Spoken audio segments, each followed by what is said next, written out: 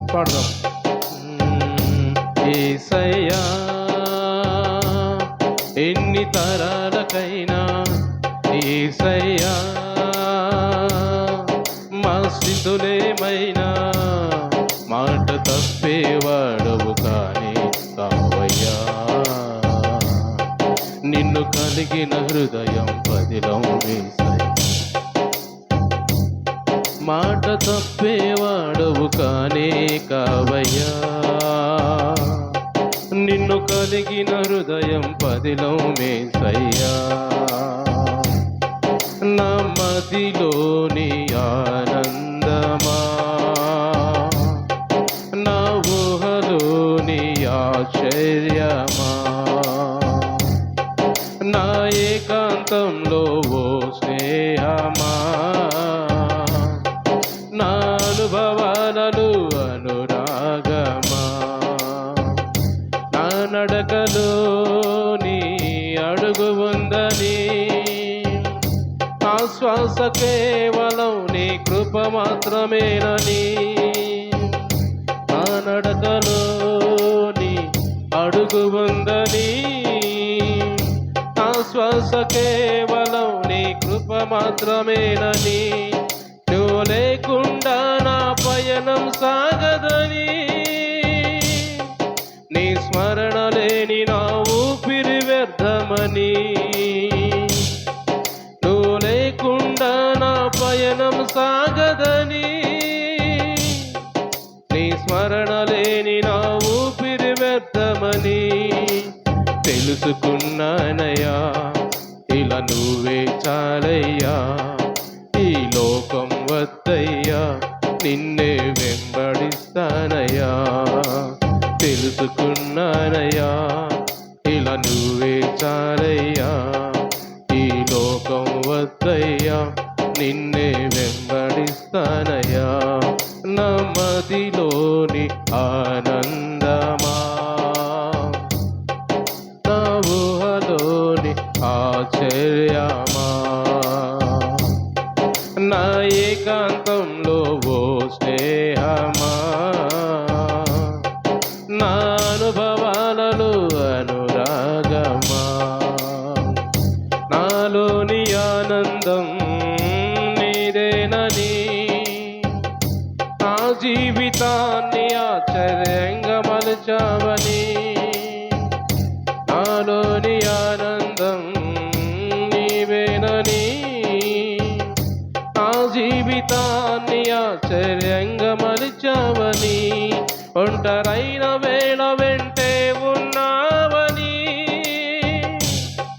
నీ అనురాగమే కొండంత అండని, ఒంటరైన వేళ వెంటే ఉన్నావని, నీ అనురాగమే కొండంత అండని సాక్షిగుంటానయ్యా. నిన్ను విడచి మనలేనయ్యా, నీవే కావాలయ్యా, అది ఈ జన్మకు చాలయ్యా. సాక్షిగుంటానయ్యా, నిన్ను విడచి మనలేనయ్యా, నీవే కావాలయ్యా, అది ఈ జన్మకు చాలయ్యా. నమ్మదిలోని ఆనందమా, నా ఊహలోని ఆశ్చర్యమా, నా ఏకాంతంలో ఓ స్నేహమా, నా అనుభవాలలో అనురాగమా. యేసయ్యా నే పాడుతున్నా, యేసయ్యా నే నమ్ముతున్నా, నే కోరుకున్నది పొందుకుంటానని, నీవు ఏ రోజు నన్ను దాటిపోలేదని, నే కోరుకున్నది పొందుకుంటానని, నీవు ఏ రోజు నన్ను దాటిపోలేదని, నా మదిలోని ఆనందమా, నా ఊహలోని ఆశ్చర్యమా, నా ఏకాంతంలో ఓ స్నేహమా నా అనుభవాలలో అనురాగమా యేసయ్యా ఎన్ని తరాలకైనా యేసయ్యా మా స్థితులేమైనా యేసయ్యా ఎన్ని తరాలకైనా యేసయ్యా మా స్థితులేమైనా మాట తప్పేవాడవు కానీ కావయ్యా నిన్ను కలిగిన హృదయం పదిలం యేసయ్యా మాట తప్పేవాడవు కానీ కావయ్యా నిన్ను కలిగిన హృదయం పదిలం యేసయ్యా నా మదిలోని ఆనందమా నా ఊహలోని ఆశ్చర్యమా నా ఏకాంతంలో ఓ స్నేహమా నా అనుభవాలలో అనురాగమా. అవునయ్యా యేసయ్యా స్తోత్రము నాయన వందనాలు.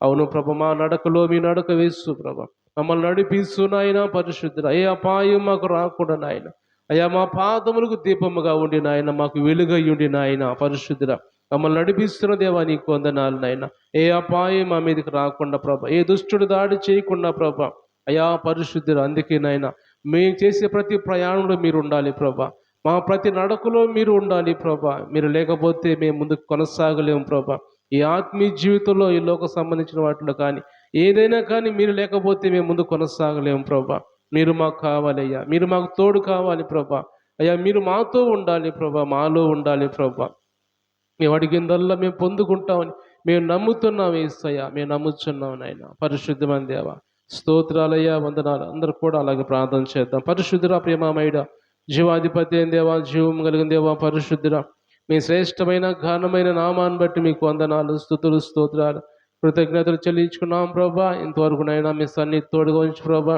అయా పరిశుద్ధులు ఈరోజు ఈ రాత్రి కాలం కూడా మీ సన్నిధిలో ఈ విధంగా చేరి మీ నామాన్ని స్తుతించడానికి మహింపరచడానికి మీరు ఇచ్చిన ఈ సమయాన్ని బట్టి ఈ భాగ్యాన్ని బట్టి మీకు వందనాలు చెల్లించుకున్నాం ప్రభా వచ్చిన వీళ్ళందరినీ కూడా జ్ఞాపకం చేసుకుని అయా దీవించండి ఆశీర్వదించండి నాయన ఇదిగో తండ్రి పరిశుద్ధుల మీ వాక్యముతో మీ ఆత్మతో అందరూ నింపమని ప్రార్థిస్తున్నాం ప్రభా దేవానికి స్తోత్రం నాయన ఇంకా రావాల్సిన బిడ్డలు ఎవరైనా ఉంటే ఇప్పుడైనా మీ సన్నిధికి రావడానికి మీ సహాయం చేయమని యేసు పరిశుద్ధ నామములో ప్రార్థన అడిగి పొందుకొని ఉన్నాం తండ్రి ఆమేన్. అందరూ కూర్చుందామండి. దేవుని ఘనమైన పరిశుద్ధమైన నామానికి మహిమ కలుగును గాక. అందరం కూర్చుందాం. అందరం దేవునికి స్తోత్రం చెల్లిద్దాం. హల్లెలూయా హల్లెలూయా. దేవునికి మహిమ కలుగును గాక. అలాగే చేరవచ్చిన మీ అందరు కూడా ప్రభు పరిశుద్ధ నామములో అందరికి వందనాలు అండి. అందరికి వందనాలు. మంచిది. దేవుడు మనందరిని కూడా దీవించును గాక. దేవుని వాక్యం ధ్యానం చేసుకుందాం. మన పరిశుద్ధ గ్రంథమైన బైబిల్లో నుంచి యోహాను సువార్త 14వ అధ్యాయం. యోహాను సువార్త 14వ అధ్యాయము మొదటి నుంచి 3 వచనాలు చదువుకుందాం. మీ హృదయమును కలవరపడనీయకుడి, దేవుని యందు విశ్వాసముంచుచున్నారు, నా యందును విశ్వాసముంచుడి. నా తండ్రి ఇంట అనేక నివాసములు కలవు, లేని ఎడ్ల మీతో చెప్పుదును. మీకు స్థలము సిద్ధపరచ వెళ్ళుచున్నాను. నేను వెళ్ళి మీకు స్థలము సిద్ధపరిచిన ఎడల నేనుండు స్థలములో మీరును ఉండులాగున మరలా వచ్చి నా యొద్ద ఉండుటకు మిమ్మును తీసుకొని పోవదును. దేవుడి వాక్యం ద్వారా మనతో మాట్లాడును గాక. ప్రియమైన దేవుని బిడ్డలారా, ఇక్కడ మనం చదువుకున్న ఈ మాటల్లో యేసు ప్రభు మనం గడిచిన కొన్ని రోజుల నుంచి కూడా యేసు ప్రభు ఈ లోకాన్ని విడిచిపెట్టిపోతూ ఆయన శిష్యులతో మాట్లాడుతున్న మాటలు మరి కొన్ని మనం ధ్యానించుకుంటూ వస్తున్నాం. నేను వెళుతున్నాను కాబట్టి మీకు భోజనం ఏర్పాటు చేసి భోజనం పెట్టి వెళుతున్నాను. మీరు ఒకరి మీద ఒక ప్రేమ కలిగి ఉండండి, మీరు భయపడవద్దు, జాగ్రత్తగా ఉండండి. మీకోసం నేను తండ్రిని వేడుకున్నాను, దుష్టుడికి అప్పగించొద్దని తండ్రి దగ్గర ప్రార్థించాను, కాబట్టి మీరు జాగ్రత్తగా ఉండండి అని ఆయన ప్రేమించిన శిష్యులందరితో మాట్లాడుతున్నట్టుగా మనం గమనిస్తూ మనం ధ్యానించుకుంటూ వస్తూ ఉన్నాం. ఈ రోజు కూడా అదే విషయంలో మనం చూస్తే ఆయన ఇంకా సమయం దగ్గర పడుతున్న కొద్దీ వాళ్ళు ఇంకా ఆ శిష్యులకి ఎన్నో శ్రేష్టమైన మంచి మాటలు జాగ్రత్తలు చెబుతూ మీరు భయపడొద్దు, జడివద్దు, జాగ్రత్తగా ఉండండి అని చెప్పే మాటల్లో భాగముగా ఇక్కడ ఏమో ధైర్యపరిచే మాటలు మాట్లాడుతున్నట్టుగా మనం చూస్తూ ఉన్నాం. మనం చదువుకున్న మాటల్లో మీ హృదయమును కలవరపడనీయకుడి, దేవుని యందు విశ్వాసం ఉంచుచున్నారు, నా యందు కూడా విశ్వాసం ఉంచండి. నా తండ్రి ఇంట అనేక నివాసాలు ఉన్నాయి, లేని యెడల మీతో చెబుతాను. మీకు స్థలము సిద్ధపరచ వెళ్ళుచున్నాను. నేను వెళ్ళి మీకు స్థలము సిద్ధపరిచిన ఎడల నేనుండు స్థలములో మీరును ఉండులాగున మరలా వచ్చి నా యొద్ద ఉండుటకు మిమ్మల్ని తీసుకొని పోవద్దును అంటున్నాడు. దేవుని స్తోత్రించలేదాం. హల్లెలూయా. యేసు ప్రభు మాట్లాడుతున్న మాటలు, ఆయన శిష్యులతో మాట్లాడుతున్న మాట ఏమిటంటే, మీ హృదయములు కలవరపడనీయొద్దు, భయపడొద్దు మీరు. ఎందుకంటే నేను వెళ్ళిపోయే సమయం అయింది కాబట్టి మీరు నేను లేకపోయింది చూసి నేను లేను కదా అని మీరు భయపడాల్సిన అవసరం ఏమి లేదు మీకు. మీరు భయపడవద్దు, మీరు జడియవద్దు, మీరు ధైర్యంగా ఉండండి. నేను ఇప్పుడు వెళ్ళిపోతున్న ఎందుకు, నేను మరలా రావడానికి వెళుతున్నాను. నేను వెళ్ళిపోయి కంటిన్యూగా నేను అక్కడే ఉండను, కానీ నేను మరలా తిరిగి రావడానికి వెళుతున్నాను. ఎందుకు వెళుతున్నాను? మీకోసమే వెళుతున్నాను నేను. మీకోసం వెళ్ళి మీకోసం అక్కడ స్థలాలు సిద్ధపరచాలి నేను. నా తండ్రి ఇంట అనేక నివాసాలు ఉన్నాయి అక్కడ. ఆ నివాసాల్లో మీకు కూడా స్థలం సిద్ధపరచడానికి వెళుతున్నాను. లేకపోతే నేను చెబుతాను అంటున్నాడు. అంటే అక్కడ లేవని కాదు, కొదువుగా ఉండే అని కాదు, కానీ యేసుప్రభు మాట్లాడుతున్న మాటలు, ఒకవేళ లేకపోతే నేను చెబుతాను కదా ముందుగానే, మీకు ఉన్నాయి, ఎంతమంది కావాలంటే అంతమందికి నివాసాలు ఉన్నాయి అనే మాట ఆయన అక్కడ చెబుతూ, నేను ఉండే స్థలంలో మిమ్మల్ని కూడా ఉండటానికి మరలా నేను వచ్చి తీసుకుపోబోతున్నాను అని మీరు అప్పుడు దాకా మీరు జాగ్రత్తగా ఉండండి, భయపడకుండా, జడియకుండా. దుష్టుడు మీ మీద దాడి చేస్తూ ఉంటాడు, రకరకాల శోధనలు వస్తూ ఉంటాయి, రకరకాల ఇబ్బందులు వస్తూ ఉంటాయి. నేను వచ్చే లోపల ఎన్నో ఇబ్బందులు, కలవరాలు మీకు అన్నీ వస్తూ ఉంటాయి. మిమ్మల్ని ఎందరూ బాధపడుతూ ఉంటారు, ఎంతమంది మిమ్మల్ని హింసిస్తూ ఉంటారు, దూషిస్తూ ఉంటారు. ఇవన్నీ కూడా మీరు భరించాలి. నేను వచ్చే లోపల ఇవన్నీ భరిస్తూ ఉంటే అప్పుడు నేనున్న చోటుని మీరు ఉండటానికి అవకాశం ఉంటుంది. ఇవన్నీ భరించకుండా, ఇవన్నీ మీరు పట్టించుకోకుండా మీ పాటికి మీ పనులు మీరు చేసుకుంటూ, లేకపోతే నన్ను మర్చిపోయి ఎప్పుడో వస్తాడులే అని మీరు అనాలోచితంగా ఉండి మీ పనులకు మీరు వెళ్తే నేనుండే స్థలంలో మీరు ఉండటానికి అవకాశం ఉండదు. ఎందుకంటే నేనుండే స్థలం ఎలాంటిది? నేనుండే స్థలం పరలోక రాజ్యం అది. నేనుండే స్థలం పరిశుద్ధమైన స్థలం అది. అలాంటి పరిశుద్ధమైన స్థలంలో మీరు ఉండాలంటే, నేనున్న స్థలంలో మీరు ఉండాలంటే, మీరు కూడా మీ హృదయాలు జాగ్రత్తగా పెట్టుకుంటూ, మీరు మంచి ఆలోచనలు కలిగి, ఈ లోకంలో నేను వచ్చే వరకు కూడా నా కోసం ఎదురు చూస్తూ ఉండాలి మీరు. నా కోసం ఎదురు చూస్తూ మీరు ఉండాలి. ఎలా ఎదురు చూస్తూ ఉండాలి? పరిశుద్ధమైన హృదయం కలిగి. ఎందుకంటే నేనుండే స్థలం పరిశుద్ధమైంది కాబట్టి, అక్కడ మీరు ఉండాలంటే మీరు కూడా పరిశుద్ధంగా ఉండాలి కాబట్టి, అలాగ మీరు సిద్ధపాటు కలిగి నా రాకడ వరకు కూడా మీరు ఎదురు చూస్తూ ఉండండి అని ఇక్కడ శిష్యులతో యేసు ప్రభు మాట్లాడుతున్నాడు, ధైర్యపరుస్తూ ఉన్నాడు. లోకంలో ఎన్నో శ్రమలు వస్తూ ఉంటాయి. లోకం నన్ను గుర్తెరగదు కాబట్టి మిమ్మల్ని గుర్తెరగదు. నా మాటలు ఎరగదు కాబట్టి మీ మాటలు కూడా పట్టించుకోదు. ఎందుకంటే నేను ఆత్మ సంబంధించిన మాటలు మాట్లాడుతుంటాను కాబట్టి, ఈ లోక సంబంధిని కాదు కాబట్టి, మీరు కూడా ఈ లోక సంబంధులు కారు కాబట్టి, మీరు దేవుని మాటలు మాట్లాడతారు కాబట్టి, మిమ్మల్ని కూడా లోకము విసర్జించిద్ది. మిమ్మల్ని కూడా లోకము చేదరించుకుంటూ ఉంటది, అసహించుకుంటూ ఉంటది, మీ మీద దాడి చేస్తూ ఉంటది లోకం అనేది. ఎందుకంటే మీ లోక సంబంధులు కాదు కాబట్టి, మీరు నా మాటలు చెబుతున్నారు కాబట్టి మిమ్మల్ని కూడా మీ మీద దాడి చేస్తూ ఉంటారు. కొరడాలతో కొట్టడానికి కొడతా ఉంటారు, లేకపోతే మిమ్మల్ని హింసిస్తూ ఉంటారు, చంపడానికి ప్రయత్నం చేస్తూ ఉంటారు. ఎన్నో జరుగుతూ ఉంటాయి. దేవుడు ఈ రోజు మనతో మాట్లాడుతున్న మాట ఏమంటే, ఆయన మరలా తిరిగి వచ్చే లోపల మనం ఏం చేయాలి? ఈరోజు దేవుడు మాట్లాడుతున్న మాటలు, ఆయన వెళ్ళాడు, ఈ లోకాన్ని విడిచిపెట్టి వెళ్ళిపోయాడు. మీరు కలవరపడవద్దు, భయపడవద్దు, జడియవద్దు, మీరు జాగ్రత్తగా ఉండండి అని ఈ లోకాన్ని విడిచిపెట్టి వెళ్ళిపోయిన తర్వాత ఆయన మళ్ళీ నేను తిరిగి వస్తాను, మీకోసం స్థలాన్ని సిద్ధపరచడానికి వెళ్తున్నాను, నేనుండే స్థలంలో మీరు ఉండటానికి తీసుకెళ్ళటానికి రాబోతున్నాను అన్నాడు. ఈ మధ్యకాలంలో మనం ఏం చేయాలి? ఈ మధ్యలో ఆయన వచ్చే లోపల మనం ఏం చేయాలని దాని గురించి యేసు ప్రభు మాట్లాడుతున్నాడు. అంటే ఆయన వచ్చే లోపల మనకున్న దేవుడు అంటున్నాడు, నా దేవుని యందు విశ్వాసం ఉంచారు, నా యందు కూడా విశ్వాసం ఉంచారు. అంటే మీరు మీ విశ్వాసాన్ని కోల్పోవాకండి. మీరు మీ విశ్వాసం కోల్పోకుండా విశ్వాసంలో గట్టిగా ఉండండి, దృఢంగా ఉండండి. మీరు ఎన్ని శ్రమలు వచ్చినా, ఆటంకాలు వచ్చినా మీరు భయపడి విశ్వాసం తొలగిపోవద్దు. తొలగిపోయి చాలా మంది భ్రష్టులైపోయారు, తొలగిపోయి చాలా మంది నుంచి దూరం అయిపోయారు. కాబట్టి మీరు నేనున్న స్థలంలో ఉండాలంటే, మీకు మంచి స్థలం కావాలంటే, మీకు మంచి ఇల్లు పరలోక రాజ్యాలు కావాలంటే, మీరు విశ్వాసాంతో గట్టిగా పట్టుకొని మీరు జాగ్రత్తగా ఉండండి అని ఇక్కడ యేసు ప్రభు మాట్లాడుతున్నట్టుగా మనం చూస్తూ ఉన్నాం. మనం కూడా మన ఆత్మీయ జీవితంలో కూడా మనం కూడా ఎందుకు దేనికోసం ఎదురు చూస్తూ ఉన్నామంటే, మనం కూడా దేవుని కోసం ఎదురు చూస్తూ ఉన్నాం.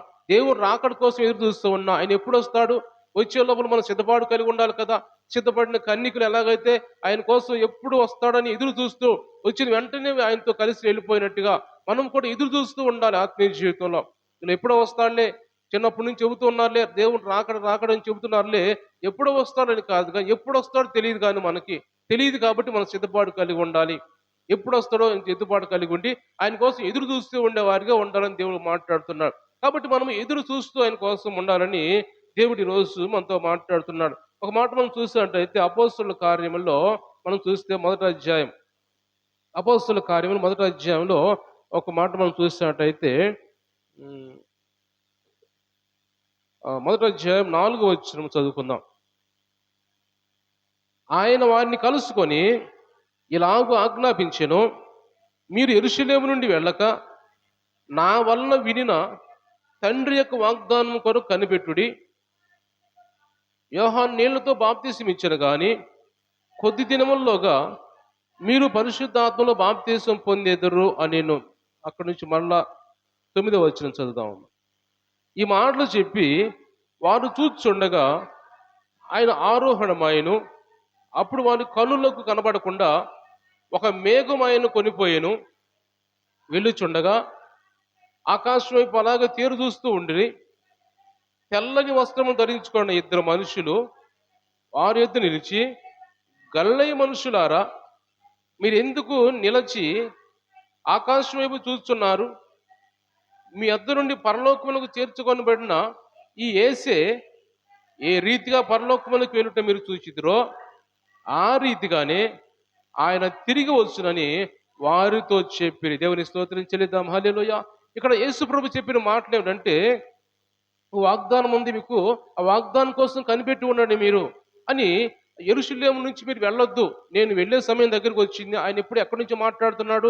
ఒలీవ కొండ మీద గురించి మాట్లాడుతున్నాడు. ఒలీవ కొండలో ఉన్న గెత్సేమనే తోట. గెత్సేమనే తోట ఎక్కడ ఉందంటే ఒలీవ కొండలో ఉంది. ఆ ఒలీవ కొండ మీద ఉండి ఇక్కడ యేసు ప్రభు మాట్లాడుతున్నాడు. ఏమంటే, నేను ఇచ్చిన వాగ్దానం మీరు మర్చిపోమాకండి, ఆ వాగ్దానం ప్రకారం మీరు ఉండండి. యెరూషలేము పట్టణాన్ని విడిచిపెట్టకుండా మీరు ప్రార్థనా గదికి వెళ్ళండి, గదిలో ఉండి మీరు ప్రార్థన చేయండి, మేడ గదికి వెళ్ళి ప్రార్థన చేయండి అని చెప్పిన ప్రకారము వాళ్ళు బాప్తీసం పొందడానికి పరిశుద్ధాత్మ దేవుణ్ణి ఆహ్వానించుకోవడానికి మేడ గదిలోకి వెళ్ళి ప్రార్థన చేస్తూ ఉంటారు. మేడ గదిలోకి వెళ్ళి ప్రార్థన చేస్తున్నప్పుడు యేసు ప్రభు అలాగే చేసే ముందు, ఇంకా వెళ్ళలేదు, చేసే ముందు యేసు ప్రభు వాళ్ళతో ఈ మాటలు చెప్పి అక్కడి నుంచి ఆరోహణం అయిపోతుంటాడు. అక్కడ ఆయన ఒలీవ కొండ మీద నుంచి పైకి వెళ్ళిన తర్వాత తెల్లని మేఘం ఒకటి వచ్చి ఆయన కొనిపోయినట్టుగా దేవుని వాక్యం మనం చూస్తాం. కొనిపోయిన తర్వాత గలిలయలో ఉన్న మనుషులందరూ కూడా అక్కడికి వచ్చి కొండ మీద నుంచొని అలాగ పైన చూస్తూ ఉంటారు. ఎలా వెళ్ళిపోయాడు, కనపట్టలేదు కదా అన్నట్టుగా అలాగ చూస్తున్నప్పుడు ఇద్దరు దేవదూతలు వచ్చి వారితో మాట్లాడతారు. గలిలయ మనుషులారా, మీరు ఎందుకు అలాగ తేరు చూస్తూ ఉన్నారు? మీరు చూస్తూ ఉండగానే వెళ్ళిపోయిన ఈ యేసే ఎలాగ వెళ్ళిపోయాడో అలాగనే మళ్ళీ తిరిగి వస్తాడు, ఒక రోజు తిరిగి రాబోతున్నాడు. కాబట్టి ఆయన కోసం ఎదురు చూడండి, మీకు ఏమి చెప్పాడో అది పాటించండి మీరు అని ఇక్కడ ఆ దూతలు వచ్చి ఆ తెల్లని బట్టలు ధరించుకున్న ఇద్దరు మనుషులు వచ్చి వారితో మాట్లాడినట్టుగా మనం చూస్తూ ఉన్నాం. అక్కడి నుంచి వాళ్ళు ఏం చేశారు? అక్కడి నుంచి శిష్యులు ఏం చేశారంటే, వారు వెళ్ళారు, ఎక్కడికి వెళ్లకుండా మేడగదిలోకి వెళ్ళి ప్రార్థన చేయడం ప్రారంభించారు. వెళ్ళిపోయిన తర్వాత యేసు ప్రభు ఆ మేడగదిలోకి వెళ్ళి ప్రార్థన చేస్తూ 10 రోజులు ప్రార్థన చేశారు. 10 రోజులు అన్నపానములు మానివేసి ప్రార్థన చేశారు. ఎప్పుడైతే ప్రార్థన చేశారో ఆ 10వ రోజు పరిశుద్ధాత్మ దేవుడు వాళ్ళ మీద కుమ్మరించినట్టుగా అగ్ని నాలుకల వలె వాళ్ళ మీదకి దిగి వారందరూ పరిశుద్ధాత్మను పొందుకొని వారందరూ భాషలో మాట్లాడుతూ ఉన్నట్టుగా దేవుని వాక్యం మనం చూస్తాం. దేవుని స్తోత్రం చెల్లిద్దాం. హల్లెలూయా. కాబట్టి అలాగ వాళ్ళు ఏం చేస్తున్నారు? పరిశుద్ధాత్మ పొందుకున్నారు, విశ్వాసం విడిచిపెట్టలేదు. అక్కడ వాళ్ళు చేసిన కొన్ని మాటలు మనం చూసినట్టయితే శిష్యులు వాళ్ళు ఏం చేశారు?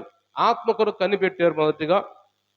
రెండేదేమో యేసు ప్రభునందు విశ్వాసం ఉంచారు, విశ్వాసాన్ని కోల్పోలేదు వాళ్ళు. ఎన్ని కష్టాలు వచ్చినా కానీ, ఎంతమంది ఇబ్బంది పెట్టినా, ప్రయాస పెట్టినా కానీ, లేకపోతే ఎంతమంది కొరడాలతో కొట్టినా కానీ, అవమానించినా కానీ విశ్వాసం తొలగిపోలేదు వాళ్ళు. మూడవది ఏం చేశారంటే, ఆయన ఉండే స్థలంలో ఉండేదానికి సిద్ధపాటు కలిగి దేనికైనా మరణానికైనా వెనకాడకుండా హతసాక్షులు అయిపోయారు. హతసాక్షులు అయిపోయి, ఎందుకంటే హతసాక్షులు అయిపోయారు? మేము ఎలాగైనా సరే ఆయన ఉండే స్థలంలో మీరు ఉండాలి, ఆయన ఉండే స్థలంలోకి మేము వెళ్ళాలి, ఆయనతో పాటు మేము నివసించాలి అనే ఒక మంచి ఆలోచనతో ఉద్దేశంతో ఏం చేశారంటే ఏ మాత్రం కూడా అనాలోచితంగా ఏమాత్రం కూడా ఈ లోక సంబంధించిన వాటికి లోబడకుండా వాళ్ళు సిద్ధపాటు కలిగి ఉన్నట్టుగా, సిద్ధపడిన కన్నికల వల్ల వాళ్ళు కూడా సిద్ధపాటు కలిగి ఉన్నట్టుగా దేవుని వాక్యం మనం చూస్తూ ఉన్నాం. అయితే దేవుని మీరు గమనించినట్టయితే వాళ్ళు ఏ లోక సంబంధించిన దానికి దేనికి కూడా వాళ్ళు ప్రేరేపించబడకుండా వాళ్ళు చివరి వరకు అంతం వరకు కూడా వాళ్ళు దేవుని వైపే చూస్తూ ఉన్నారు కాబట్టి దేవుడు మాట్లాడుతున్నాడు. వాళ్ళ కోసం స్థలాలు ఖచ్చితంగా సిద్ధపరిచి పెట్టాడు దేవుడు. ఆయన ఉండే స్థలంలో వీళ్ళు ఉండడానికి కూడా శిష్యుల గురించి మాట్లాడుతూ ఖచ్చితంగా వాళ్ళందరూ కూడా ముందే వాగ్దానం చేశాడు. మీకు సింహాసనాలు ఉంటాయి, 12 సింహాసనాలు ఉంటాయి, 12 సింహాసనాల మీద మీరు కూర్చుంటారు, మీరు 12 గోత్రాల వరకు తీర్పు తీరుస్తారు మీరు అని వారి గురించి ముందే దేవుడు వాగ్దానం చెబుతాడు.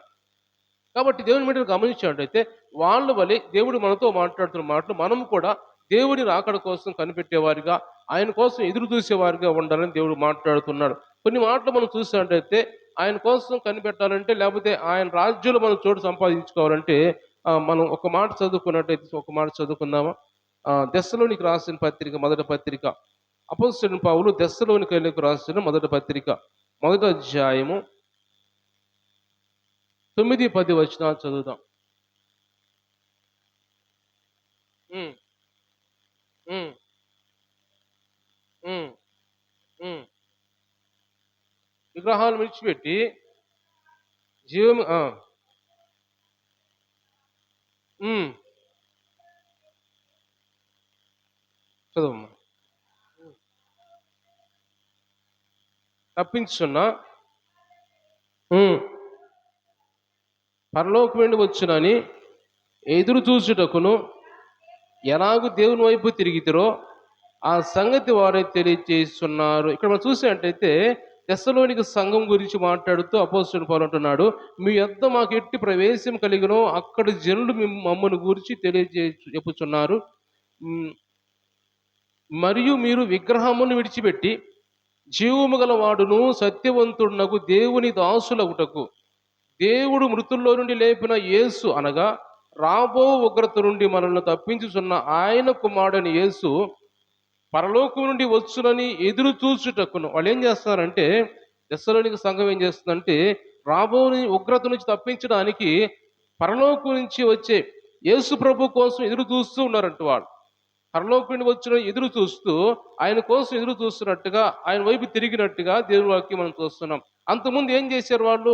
వాళ్ళు మంచి విగ్రహారాధికులు, దేవుని తెలిసిన వారు కాదు. అలాంటి వారు విగ్రహమును విడిచిపెట్టి జీవము గల వాడైన సత్యవంతులకు దేవునికి దాసులయ్యారంట వాడు. మనం ఏం చేయాలి? ఎందుకు దేవుడి మాటలు మాట్లాడుతున్నాం అంటే, మనము కూడా విగ్రహమును విడిచిపెట్టి, మనం కూడా మనలో ఏవైతే ఉన్నాయో ఆ విగ్రహాలు అవన్నీ కూడా విడిచిపెట్టి జీవము గల దేవునికి దాసులు అవటం ఒకటి.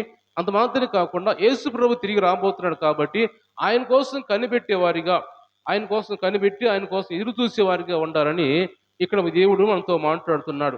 దెస్సలోనిక సంఘం అలాగే ఎదురు చూసినట్టుగా, అలాగే వాళ్ళు పరిశుద్ధమైన మనుషులుగా, వాళ్ళు హృదయం చాలా మంచిగా పరిశుద్ధంగా ఉంచుకున్నట్టుగా, ఏ లోక సంబంధించిన ఆలోచనలు అలవాట్లు అన్నీ ఏమి లేకుండా తీసివేసుకొని వాళ్ళు దేవుని కోసం, ప్రభు కోసం ఎదురు చూసినట్టుగా దేవుని వాక్యం మనం చూస్తున్నాం.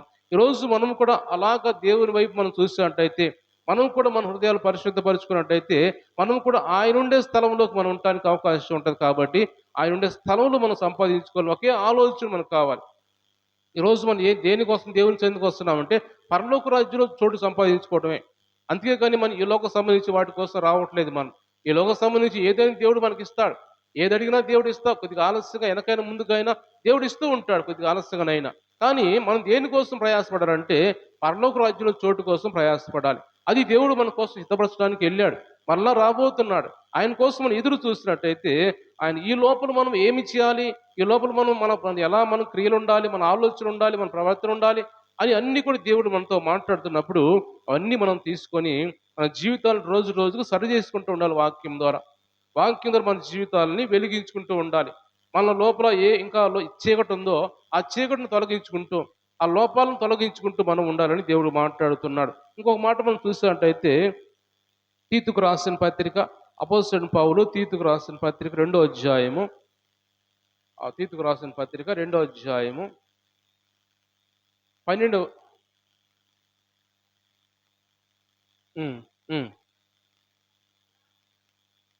మనము భక్తిహీనతను, ఇహలోక సంబంధమైన దురాశలను విసర్జించి శుభప్రదమైన నిరీక్షణ నిమిత్తము, అనగా మహాదేవుడును మన రక్షకుడైన యేసుక్రీస్తు మహిమ యొక్క ప్రత్యక్షత కొరకు ఎదురు చూచుచు ఈ లోకంలో స్వస్థ బుద్ధితోను, నీతితోను, భక్తితోను బ్రతుకుచుండవలనని మనకు బోధించుచున్నది. దేవుని స్తోత్రం చెల్లిద్దాం. హల్లెలూయా.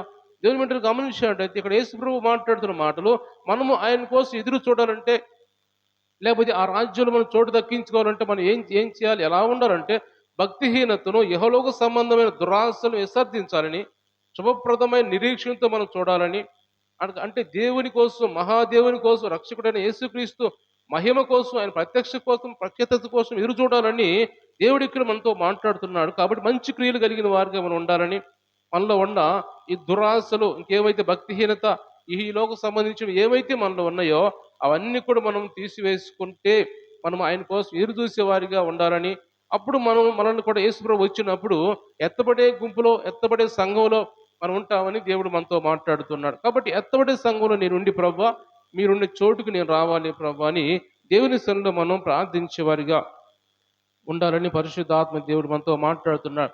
కాబట్టి మనం మాట్లాడుకుంటే చాలా విషయాలు ఈ విధంగా మాట్లాడుకోవచ్చు. ఆయన కోసం ఎదురు చూసేవారు పాత నిబంధనలో అబ్రహాం గురించి మనం చూస్తే, అబ్రహాము కూడా అంట హెబ్రీ రాసిన పత్రికలో ఉంటది, పునాదులు గల పట్టణం కోసం ఎదురు చూస్తూ ఉంటారంట. పునాదులు గల పట్టణం కోసం ఎదురు చూస్తూ హెబ్రీ రాసిన పత్రిక 11:10 ఉంటది. పునాదులు గల పట్టణం కోసం ఎదురు చూస్తూ ఉంటాడంట ఆయన. దేనికోసము? దేవుని పరలోక రాజ్యం కోసం ఎదురు చూస్తూ ఉంటాడు. కాబట్టి మనం కూడా ఆ పునాదులు గల పట్టణం కోసం ఎదురు చూసేవారిగా, దానికోసం మనం ప్రయత్నం చేసేవారిగా ఉండాలని పరిశుద్ధాత్మ దేవుడు ఈరోజు మనందరితో మాట్లాడుతున్నాడు. కాబట్టి ఈరోజు అందరితో మాట్లాడుతున్న మాటలు ఏమిటంటే, మనం అందరూ కూడా తీసుకోవాల్సిన మాటలు, మనము ఆయన కోసం ఎదురు చూడాలి. ఈ లోకంలో మనం ఆయన తిరిగి వచ్చినప్పుడు మనం ఏం చేయాలి? ఆయన ఆత్మ కోసం కనిపెట్టాలి. పరిశుద్ధాత్మ నింపుదల మనం కలిగి ఉండాలి. మన విశ్వాసాన్ని కాపాడుకోవాలి. ఆయన కోసం సిద్ధపాటు కలిగి ఉండాలి.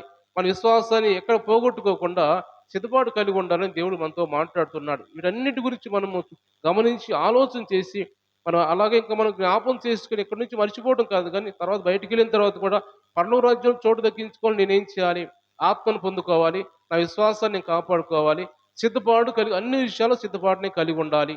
ఈ 3 విషయాలు మనం మైండ్లో పెట్టుకుంటే, ఎందుకంటే శిష్యులు ఆ విధంగా చేసి వాళ్ళు అంగీకరించబడ్డారు. అందరూ కూడా మనం కూడా అంగీకరించబడాలంటే మనం కూడా అలాంటి మాటలు మనం పాటించి ఆయన మాటలు ఆజ్ఞల ప్రకారం నడుచుకున్నట్టయితే మనము కూడా దేవుని రాజ్యంలో చోటు దక్కించుకునే వారిగా ఉంటామని పరిశుద్ధాత్మ దేవుడు మనతో మాట్లాడుతున్నాడు. కాబట్టి ఈ మాటని విన్న మనం కూడా మన హృదయాలు సరి చేసుకుందాం, ఆయన కోసం ఎదురు చూద్దాం. దేవుడు ఈ మాటలు దీవించి ఆశీర్వదించను గాక. అందరు కళ్ళు మూసుకుందాం, ప్రార్థన చేసుకుందాం.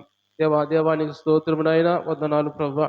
ఈ రోజునైనా మాతో ఈ ఉపవాస ప్రార్థనలోనైనా పరిశుద్ధురా మాతో మాట్లాడిన దేవానికి స్తుతులు చెల్లించుకున్నాం ప్రభువా.